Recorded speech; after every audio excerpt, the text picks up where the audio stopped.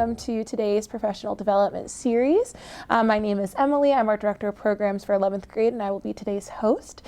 And today I have with me Salena Coachman, who, this is a mouthful, so we're going to go slowly, the Vice President of Talent Sustainability, Talent Acquisition with a focus on employee belonging at Armstrong World Industries. Hi. Hi. How are you? I'm good. How are you today? You did very well with that. Thank you. Yes. Thank you. Very impressive title. Wanted to make sure that I said it correctly. Just to kind of kick us off, Salena, where are you from and what were some of your hobbies growing up? So I am from Texas. I grew up near Houston in a town called Beaumont, Texas. I often tell people I'm from Houston just to keep it simple, Of right? course. But I grew up with the hobbies of most kids, right, that grew up in rural USA. I'm a preacher's kid, so I was in church a lot, like all the time, probably every day. It was my after-school program. No, seriously. For the audience that we're probably talking to, hobbies such as I remember. Because I do love to sing, I had a cassette player and I would listen over and over to the Anita Bakers and Whitney Houstons and all of that of the day, and I knew every single Sade line and every other line of any other singer, whether it was Natalie Cole or anyone, because that was my outlet outside of the church to be able to sing other music, right, and get away with it. You know? I later realized that I've always been the same me because I've always enjoyed people in a sense, and I've always been one of like a rescue person, you know, like whether it's an animal or someone that I felt was in distress, I felt I needed to help. So I learned at an early age that helping others was something that was just natural to me. Didn't know what to do with that energy, and I don't think my mom did either, because she's like, why are you always bringing something or somebody here? You know? I have always enjoyed the earth, you know, anything with touching the earth. My father is an amazing planter, so anything with touching the earth, I've done that from a small child and still do now. So That's awesome. involved in way too many things in school, like I'm involved in way too many things now. So no change. Yeah. I love it. I love it. We love when there's continuity when we with the things that we did growing up. Yeah. So kind of thinking about what you do right now, you currently serve or have served on several boards and community initiatives across Lancaster County. How does your community involvement outside of Armstrong influence your professional work and vice versa? Yeah, that's great. Well, I was brought to Armstrong particularly for the talent sustainability work, right? We have what we still do. Our part of sustainability, that's our people pillar, which engages our safety of our people, the well-being of our employees, representation and belonging of our employees. So, and a big piece of that was community and branching the brand of Armstrong with the community. Not sure if you all know, but some years ago there was one Armstrong that became two Armstrongs, and then there was confusion on who is Armstrong. So that was a task of mine in the sense of community and getting us back out there. So with a brand new role being created and you come to a brand new city, it was perfect opportunity to get to know who is community here, who are we, and that part of my work is probably the most enjoyable, is being able to have that outside inside focus with our community, now branching into workforce development and all the other economic development spaces that we're working on as a community, and how that lives inside of Armstrong as well in the work that I do. That's incredible. Actually, speaking of what is Armstrong, especially for some of our students who will be watching this back, what is Armstrong? I know, it's like, what is this company, right? Because, you know, when you think about the traditional Armstrong, it's your pop and drop 2x2 ceiling tiles. Yes. Right? But if you walk through Pittsburgh Airport or New Kansas City Airport or other infrastructures like our own Lancaster History, Thaddeus Stevens, Lydia Hamilton museum that's coming up, you will see tons of beautiful architectural design pieces from Armstrong. So whether it's woodworks or faux wood or turf or the ceiling tiles, any type of metal structures, we pretty much do it all, from this space of ceilings and wall solutions and even outdoor metal infrastructures. So it's a beautiful architectural design and mineral fiber company. Very, very cool. I love how proud you are to be able to give that little tidbit. Is that something that you saw yourself going into, or was it more so the belonging work that draw you to a company like Armstrong? Yeah, that's a wonderful thing. So 2020, of course, COVID brought a lot of change for a lot of people. I was not someone that was immune from the changes of 2020. Not only did we have what we considered COVID, a virus that's going on, but all the effects on the businesses, on workforce, that affected me as well. I was working for a regional airline for almost 22 years, and I had to do a reduction of force. And the position that I worked at previously, it also included an employee relations directorship role. And that was people that I'd known for almost 23 years, that now you're saying you're being laid off because we don't have the space to fly these aircrafts at the time. So as you're doing that and you're in that type of capacity, there's the emotional space that you're not dealing with, right? And then there's the part that you're actually staying employed to make sure that all of this is processed and facilitated correctly, unemployment for people, all of the things that in that HR space you're having to do, and being prolonged or kept on for longer than those people that are being laid off. And then finally saying, well, I guess I need to find myself a job because sooner or later this is going to be the situation for me as well. So very long story short, I never saw myself getting into the ceiling and wall solutions because I had jet fuel in my veins, as you say in the aviation field. But transferable skills, right, which I think is very relevant for this conversation. How do you take what you have been doing? And I was working in this HR space. My previous title was Director of Employee Engagement, Employee Relations and Culture. And that translates into now this position that I'm at at Armstrong. Absolutely. I really appreciate you bringing up the kind of conversation around transferable skills and identifying where you can find opportunities to be able to gain the skills that will then bring you closer to the career that you want later down the line. I was actually just speaking with a student earlier today who's kind of in that boat where they know that they want to end up in a certain field, and they're a minor. So what do you get now in terms of like easily accessible jobs that can bring you a little bit closer?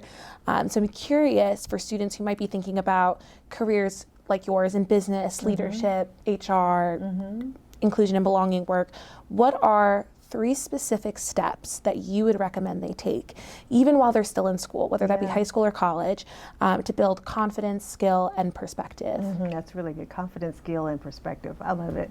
To build any of those, first you need great people skills. You know, so building what people call soft skills, which I do not, because they're not soft at all. They are people skills that are relevant for the workplace, and most relevant now than anything else. How you deal with collaborating, being able to take criticism, being able to be engaged in change management, whether it's something that you are particularly responsible for, or you have to be a part of a team, acting outside of yourself sometimes. You know, if you are part of a network that believes in either aneurysm, not aneurysm, but you don't want to have that, the Enneagram or DISC or something. I love a DISC profile. A great DISC but if you're someone that believes, that subscribes to any of the different assessments, how do you stretch beyond how it categorizes you, right? So stretching beyond that label that it says, well, this is how I work best. Okay, this is how you naturally probably work. But how do you stretch beyond that so that you can be a good team player? So I think that's number 1, right? Educational path. Pathways are important, right? And pathways can change. That's the magic of pathways, right? It's not necessarily a climbing step. It's a lattice sometimes, and it can go in many different directions. You said earlier that you were talking to a student that how do I have this particular quick win, maybe, or even this job that may lead me to something else. Getting in a door is so important. and your degree or your skill set or your being able to get an apprenticeship into a program, those things are what's going to lead you then to say, how do I get in there? And then what will be the path for me to take afterwards? Yeah, so that's two. And then I think three, great mentorship. And great sponsorship is important. Of course, everyone knows there's a big difference in the two, right? So your mentor could be that person in your faith-based organization, someone in your school, a teacher, a counselor, but that sponsor is a bit different, right? If you meet that person that will say, let me take you with me, you know, and I will take you with you, and I will introduce you to people, and then I will let you speak. You know, that's a different progression than someone saying, I'm going to help you learn a thing, or I'm going to let you watch a thing. You know, it's a different space. So I recommend people to have both if someone can't be both of those things for you. It's really making me think about how I show up as a mentor. Honestly, just your phrase of like not only just inviting them into the room and making the introduction, but then letting them speak. Yes. That was so good. Yes, and that comes from good mentorship on your part, right? It's like knowing that they are going to be confident enough at some point to be able to be that speaker is the great reward of being a great sponsor or a great mentor. Absolutely. It's like, I have helped this person get to this point, and now I can push them and let them present. I love it. I absolutely love it. So it's February. It's our month. It's Black History Month. I'm black all the time, but I'm blackity black in Black History Month. Yeah. Absolutely, absolutely. So during this month here at Attollo, we're really thinking about leaders whose presence and resilience and their commitment has really shaped the communities that they're in, which I think you are a great example of that. I'm curious, how do you see your own identity having influenced your leadership, and kind of expanding on that a little bit? Why is representation so important in spaces like corporate leadership and community engagement? It is so important that someone in a space occupied like mine, right? Because I can't take for granted that I do sit at a decent place, both in the community and at my place of work. It is an opportunity for me, once again, who do I bring with me, or how do I expose others, right? Because at Armstrong now, and I can't say it's to my credit, it's to the people that have been engaged and said we're going to be a part of this wonderful thing over the last five years or so, that I think we're shifting in regards to how we appreciate one another. And that takes a lot of effort. We have employee resource groups at Armstrong. We have a strong BIPOC organization called BOLD. It's the BIPOC Organization of Leaders and Doers. Okay, acronym. Right. And it started off as the Black Organization of Leaders and Doers, but you know, we had to recognize our representation at the full company. And I said, for representation reasons, you want to include this full BIPOC organization team, because one, we can't stand alone and have 3 or 4 people trying to do a thing by themselves. You know? So greater is better with the BIPOC organization. Along with them, we have Emerge, which is our young professionals. We have Aware, which is our Aware Women Achieving Real Excellence. And we have Aqua, our Armstrong Queer United Alliance. So really, really strong ERGs that support one another. And I completely forgot your question, but you're so good. I'm so online. Oh, Black History Month and representation and what it means to me. Yes. And I believe that putting them at the forefront, whatever we're celebrating, whatever we're recognizing, to make sure that the business sees us as important. So not only will we do some type of community event or highlight something wonderful or a wonderful Black person within the company, but we want to make it important to say, what author does everyone want to know about, right? We have a feature coming up next week. Matter of fact, we decided for Black History Month that we would invite someone that's with the Harvard Business Review. She has a national acclaimed book right now called Leadership Unblocked. Her name is Muriel Wilkins. I'd advise anyone to pick it up. But we're going to have a full dialogue with her on Monday for an hour for our employees. I love it. And 150 people signed up through our employee resource incredible. groups. And that's amazing for a company, right? For people to want to hear not just about the subject, but we purposely wanted to do it during Black History Month and feature this person that's doing good work. So it gives me an opportunity from a business aspect to bring others in, expose, but also make it relevant for our business. That's Yeah.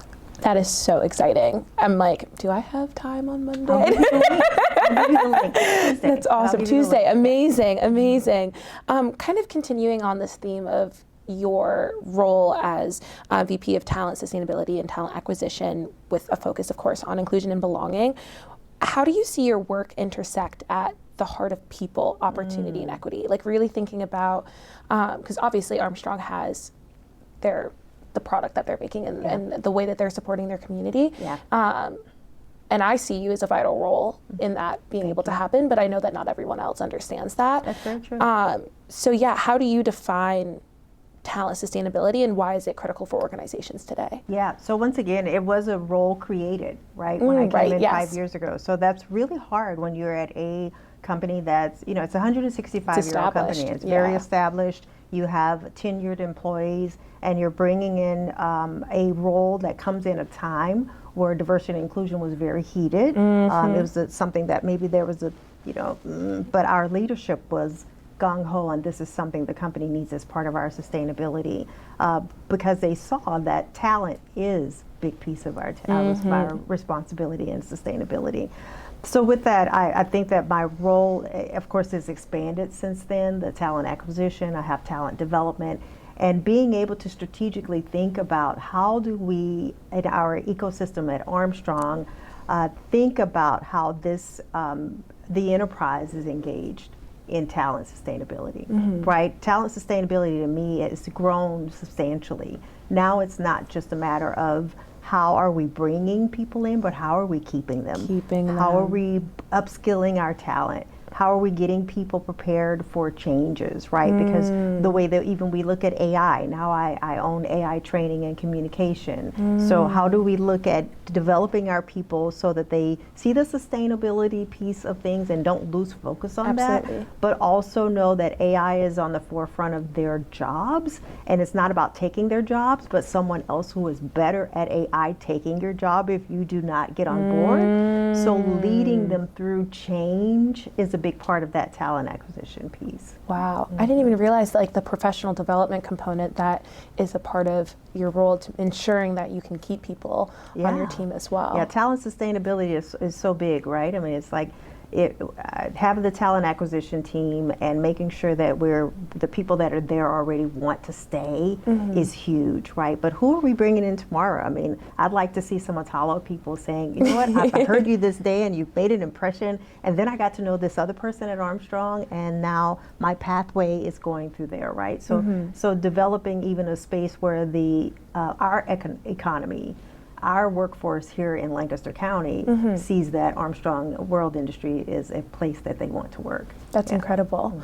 I'm thinking about how you mentioned that your role has expanded over the years. In addition to your role as VP of Talent Sustainability, all the things, yes, okay. I want to make sure I'm like honoring the incredible work that you do, but I appreciate it. So in addition to your vice president role, you also serve as the president of the Armstrong Charitable Foundation.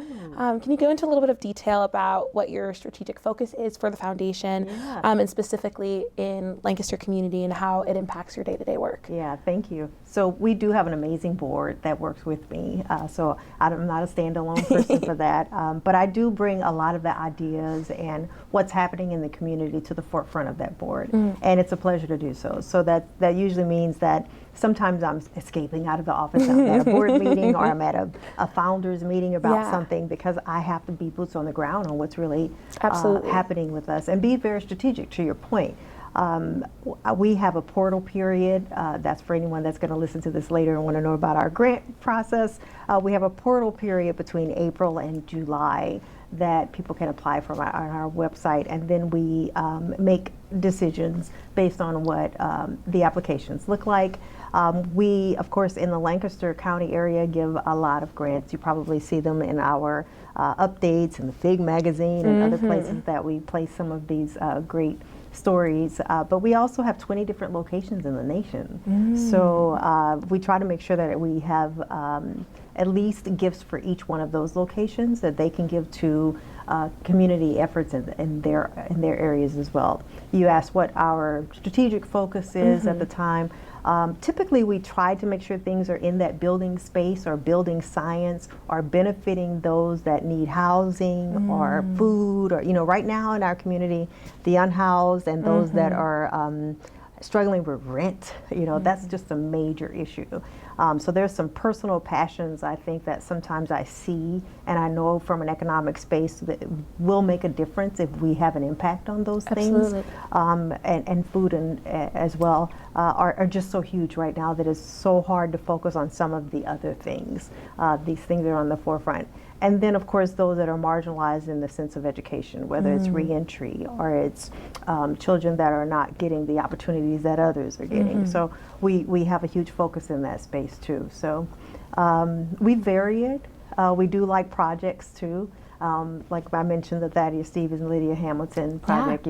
We like 3-4 year programs, processes that are going to take a while to build, and we could be a part of that. And we like seeing our ceiling tiles and our beautiful stuff and things. So there's an in-kind program that we have as well. That's awesome. You mentioned that there are 20 other locations of Armstrong Industries. You also mentioned that you find it very important to be boots on the ground in order to make strategic decisions. How are you able to accomplish that with all of these different places? Yeah, it's really hard. It really is. We have to tap into our plant locations. Oftentimes the plant managers and our HR managers are the persons that say, these are the things from a charitable space that we want to give to. Myself, our administrator, and our board actually look at those every year, and we give a nomination of gifts to each one of those locations. It's not that they're going to be exempt from the larger grants that we do yearly also. Absolutely. It's just we don't want to leave anyone out. Of course. So what happens is during usually the traditional giving season, November, December is when we give the gifts to our different locations. So then I'm able to see, and that's part of what I do from a passion space, I see what our plants are giving towards. And usually there's a running theme. There's women and children, there's a housing concern, there's food pantries, there's always a running theme, no matter where in the country they are.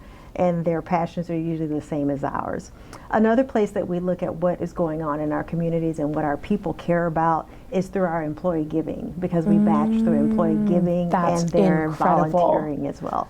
So they get up to $250 of match for giving and $250 per match for 10 hours of community service or community volunteering of their choice. And we match those things. Yeah, so if you need some volunteers, Armstrong people, dollars for doers. But more so importantly, I get that data. I see what they're passionate about, right? And it's everything from missions to Planned Parenthood, right? So it's everything across the board. Some things more than others, but sometimes I just go through the list because it just shows me our people and their heart. Absolutely, and it seems like this really does connect to the work that you do in talent sustainability. It does. As if you can see what your employees are choosing to spend their time and resources on, and then make an informed decision about like what the overarching company is doing, it shows that cohesiveness. That's awesome. Yeah. I'm thinking about how, and I love that you have so much trust in the different plant managers at these respective locations. How do you build that trust though? And how do you build up the confidence to delegate these like really, really big responsibilities? I have to say, I mean, once again, we have long tenured employees, so a lot of them have been there a lot longer than me, and they have been part of their communities a lot longer than I have. I mean, think about it. A Macon, Georgia is not a large community. It's much like a Lancaster when it comes to the landscape of where it is. It's an hour from Atlanta, much like we're an hour or so from Philadelphia, right? So you're thinking of an area where those people are passionate about their philanthropic works, and I have to trust that. Right? We do require certain paperwork, making sure that they are a 501c3, they have all of the registrations that they need. And so we look into it, but we definitely trust this is what they believe in. And a lot of them have had these community relationships for years. So some of them we see them every single year. That's awesome. That is incredible. Kind of continuing on this theme of being, as you said, boots on the ground, when you're not leading work or leading at work, I should say, or in the community, what activities bring you joy? Like, what are we doing in our free time? Like, where do you spend your free energy? Yeah, that's a good one. So I spend a lot of time traveling to see my family. And to have fun. And I work out every day in some way. I have a full basement gym of Peloton stuff. So I have the rower, the bike, the treadmill, the guide. I'm that person that was used as an ambassador that they give stuff to and ask me how it works. Ooh. Because I've been like before COVID Peloton person. So, yeah. So if you ever want like a really good workout, I do this every single day. I'm not like a fanatic, but it works for me. You know, some people, like they say, some people work out for the joy of it, which is me. Some people work out for the health of it, which is also me. You know, I'm a kidney transplant recipient. My mother gave me one in 2018. That's incredible. And I found out I had kidney disease in when I was 27 years old. Wow. I'm 51 years old. I went almost 18 years without a transplant by changing my diet and my habits. Wow. So consistency is just part of my brand, I have to be honest, because it had to be, you know, and when something happens to you so early in life, you're like, what do I do to change it? You know, the trajectory of this. Not how do I live with it? How do I change it? And that was my outlook, and I think that's how I look at everything. What's my part in this? Because I have a part to play in making this better. As a residual from that type of thing, you also are susceptible to cancer, which I had colorectal cancer to hit me in 23. Wow. Battled that, won the fight. I have a few nodules, so right now I'm cool and bald with no eyelashes because I'm going through some treatment just for the nodules in my lungs, but I'm okay, you guys.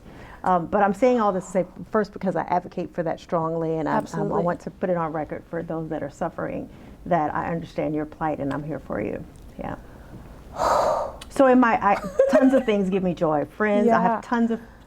I believe in, I don't know if anyone here celebrates the Lenten season, but for 40 days, I give up tons of stuff because I'm very disciplined because, I give up things all the time. So I'm like, what do I need to do for 40 days? Geez. So shopping is on the top of my list. Whoa. And then I said, what can I give back, though? You know, sometimes you have to change that perspective of fasting. It's like sometimes maybe you're not grateful enough either. So every day I'm calling someone and giving some gratitude for the relationship. Not texting them. No, calling. But call them, right, and be very intentional about that, yeah.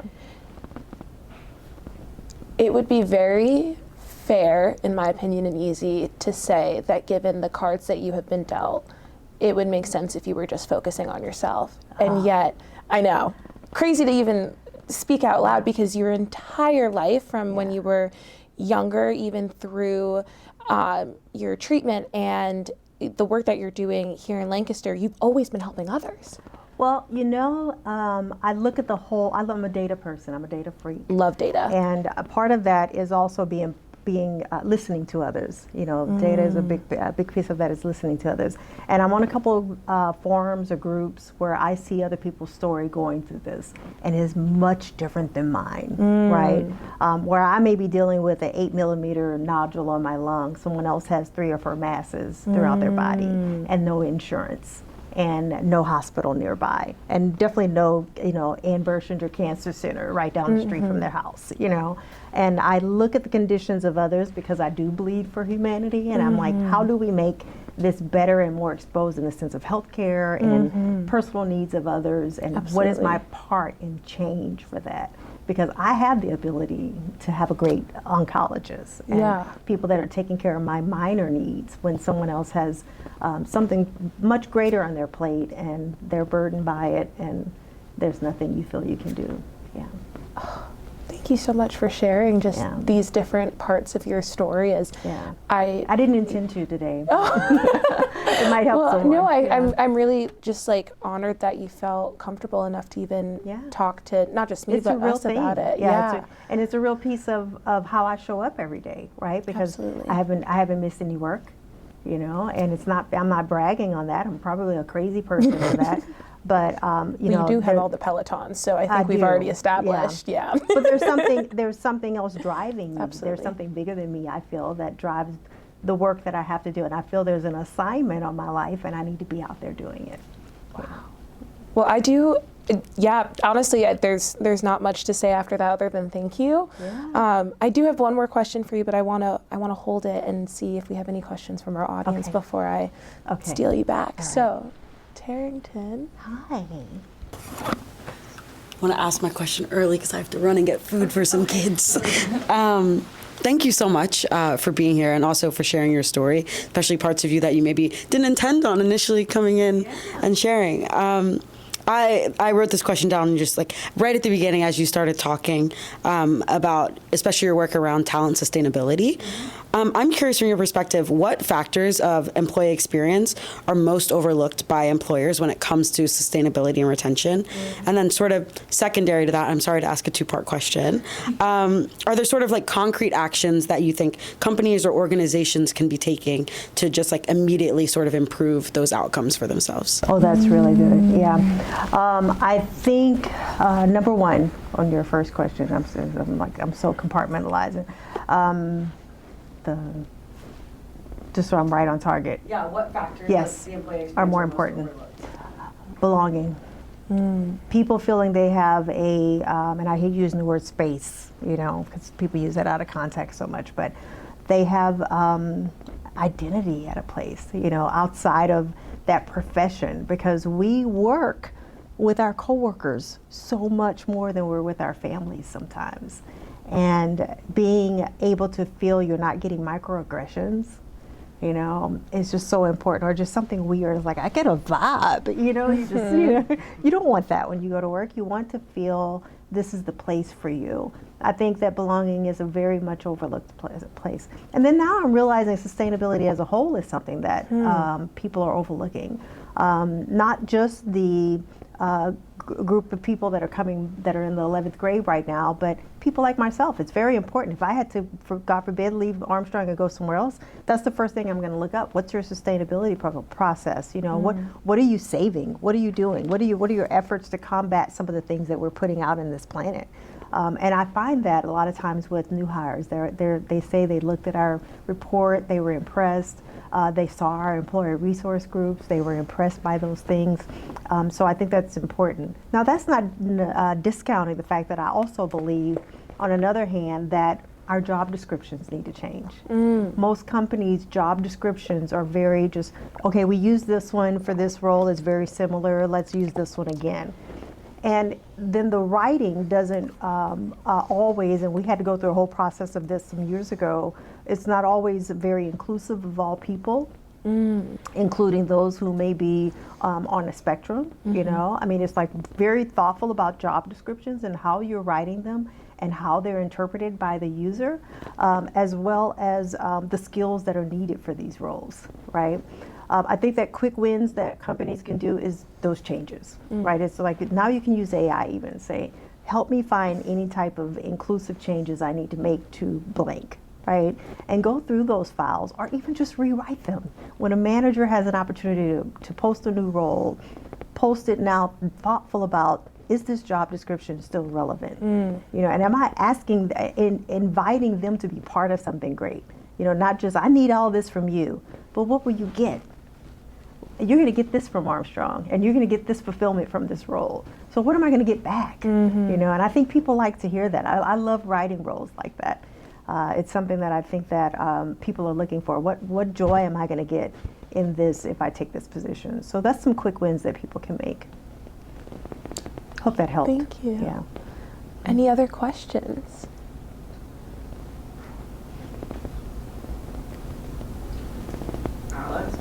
I'm ready because you look ready. Go for it, Terry. Okay. Y'all give me a pen and a notebook and here I go. So one other question I have similar to this idea of sustainability is, do you hope that your employees at Armstrong end their careers at Armstrong? Like, would that be like the ultimate success for your role? And if not, how would you measure success around this? Yeah, that's a great one because that's a passion place for me too. That's not just something that's a work goal.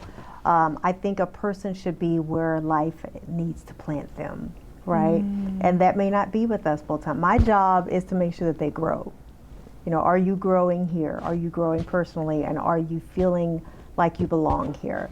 I have seen talent where I've thought to them, and I've even said to them, at my previous company and at this one, I think you've outgrown this spot, you know. So we'll see if there's something relevant for you here, or if there's something I can help you with for your career, because that's my main job, right? Where does that person belong in life? And it's not always with you. Wow. Yeah. That's real. She's great. I got 2 ex-husbands that I told that to them. It's not always with you.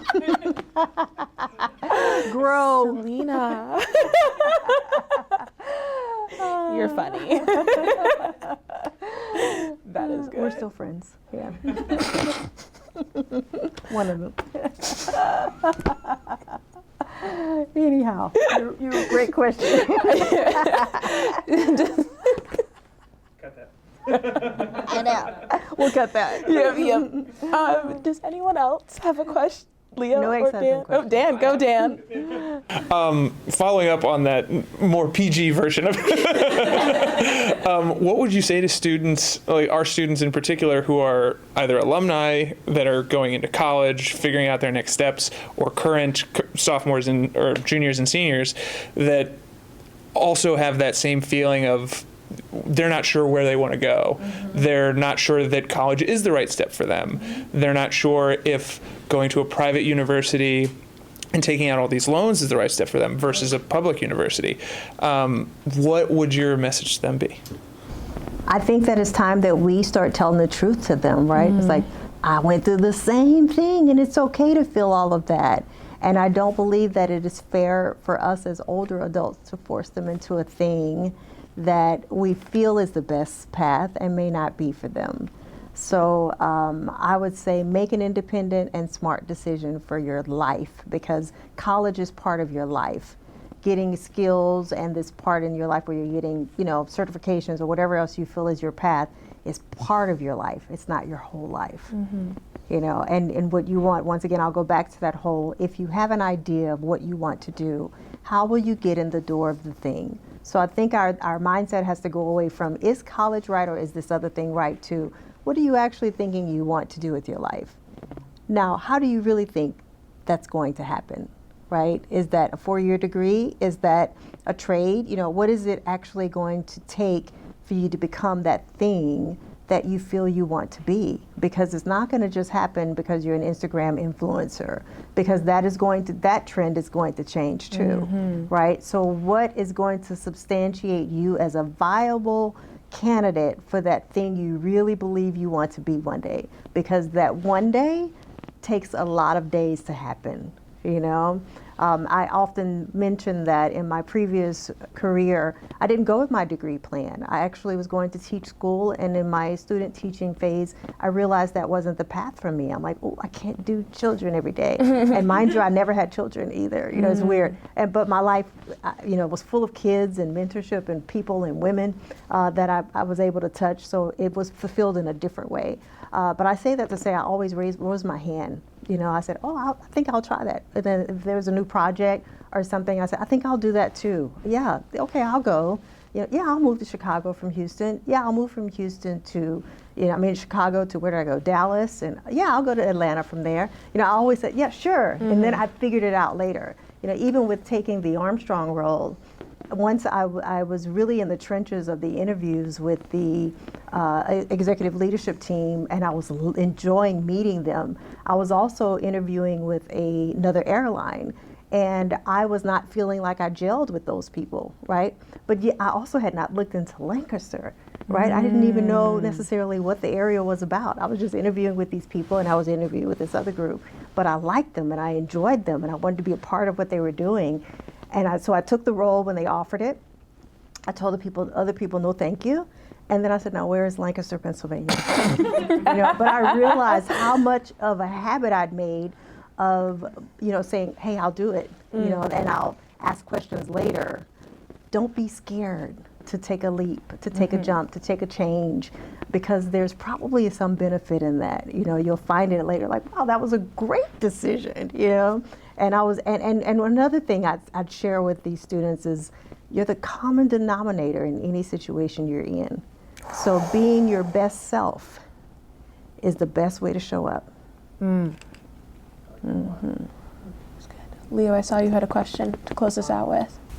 How do you and/or Armstrong think about philanthropy? Oh, that's good. Yeah, I will start with Armstrong. Of course, we have a very strong sense of philanthropic work. That's why we have the foundation. I believe that their sense of endowment into the foundation in itself was a strong statement in 2017 that this was something that was important to the company. And then to take our views and say this is what's best for the foundation and always give us support from a company aspect, it's always appreciated, and I always see that they're very proud of it. Recently, we're having a transition right now between our CEO and a new CEO coming in April 1st. Well, not coming in, he's our COO now. And it was interesting. I had a briefing. I told them things that were going on with the foundation in 2025. And there was one thing that I had I made a decision about something. And in one of the plant grants, said, how do you trust them? And it's something I typically wouldn't approve that I did. So he asked me about it. They were questioning me about it. And I just went into almost defending why I made the decision. He came in, this is our CEO to be in April. He came into my office the next day and he said, Salena, we trust you implicitly with the foundation. Whenever we ask you about something, just say, got it. You don't have to explain that to me. And I just thought that was beautiful in regards to how the company and our leadership thinks about philanthropic work and even the decisions we have to make behind the scenes. Personally, I just think it's embedded in everything I do, right? I think part of advocacy is philanthropic work and advocating for things that people that can't speak for themselves is most important to me. And then the second important is women and children. I don't care what, So it's just something that just my personal place that I have to do. I feel it's an obligation that's been laid on my life, and I'm going to do it until I can't no more. Yeah. Love it. So just to close this out, I had a different question, and then Dan essentially asked it. So I figured this was my sign to be a little selfish and ask you a really fun, silly question. Ooh, love it. Okay. I'm silly. So, beautiful. To preface, myself and Terry, who asked those phenomenal questions earlier, we are the Attollo leads for our Black Affinity Group, which, like Armstrong's groups, is also an acronym. Black Leaders Advancing Culture and Knowledge. I know. It's great. And we had our first meeting of the spring this past week, and I found it really, really important, this little activity that we did to highlight how this identity looks different for every single person, and there's no right or wrong way to be Black. And so we had our students create a Black culture starter pack. So I kind of modified it, but I would love for you, if you were to have your own, right? And again, there's no right or wrong answer, but thinking about yourself and your identity, who are two musical artists that are essential to your pack. Your pack, two historical figures, two foods, and two clothing items. Two, and only two. Prince. Prince is essential to Black music. I would also say, there's tons of female artists. I'm a big Whitney Houston fan. So if I had to say two, I'd say Prince and Whitney Houston. Okay. The historical figures, dead or alive. Dead or alive. There's the Given of All, but I am a big, look, I say big and then I can't remember her name. Isn't that crazy? Talking about silly. Right? Anyhow, now you're going to make me have to go with somebody else. Okay. There's so many names. I know. When I think about a Black woman choosing to sit in the front of a bus in the day that she did, I'm like, would I have done that? And what it did not just for Black history, but for women, that's impactful to me. That just the thought of that right? So then that makes her important to me. Somebody named- Claudette. No, not Claudette. Rosa Parks. Rosa Parks. Okay. And so I'm like, that idea of a Rosa Parks doing what she did, right, is just, as a woman and a black woman, I'm like, wow, there's spaces now that I'll be, I'm hesitant, but I'll do it because I'm me and I know I have to. To say, I'm gonna sit right here. Nobody invited me to, but I'm sitting right here. I love it. And to have that attitude then, I just think that was amazing. Yep. And how her type of action prompted other things that happened during that civil rights movement, right? So I would pick Rosa Parks.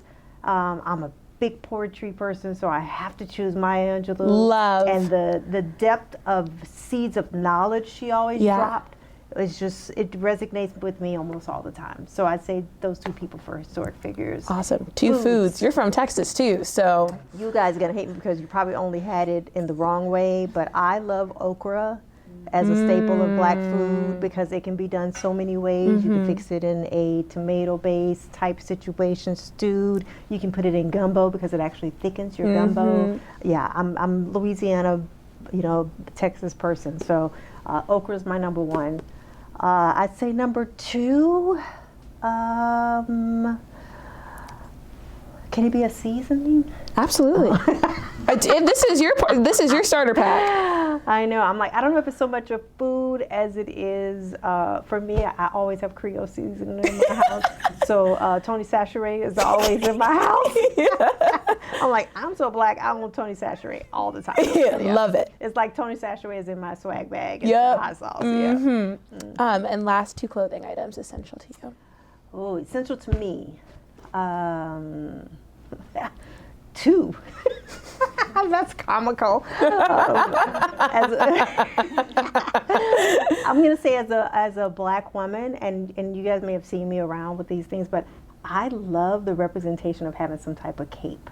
Ooh. Because it's a superpower thing, to say I have a cape. I'm like, they don't know I'm really a superhero. Yeah. So I have 3 or 4 different capes. I love it. Yeah. So I think a cape is essential to know I own. It gives me a weird sense of, and I love bad shoes. So I'm a shoe head. So I love it's like, it. no matter what they look like, they're gonna go. So so if there has to be one thing, it's the shoes. I love it. Makes an outfit. Thank you so much, Salena. Thank you. This has been so fun.